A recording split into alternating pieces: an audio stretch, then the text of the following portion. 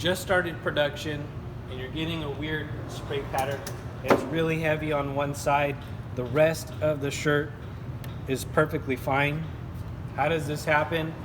Well, your solenoid is giving out on your machine. Okay. To prevent this, you can use our Pretreat solution cleaner. It will help clean out your pump and your solenoids and keep them happy. You can use it at the end of the day to flush out your pretreatment and keep them happy and prevent all the buildup and oxidation that normally happens when pretreatment is left in your machine.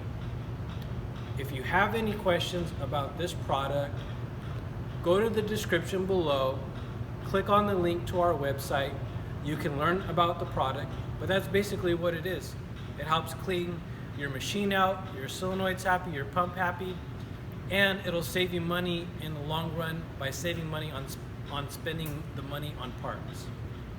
Don't forget to like this video and subscribe to our channel. Thank you.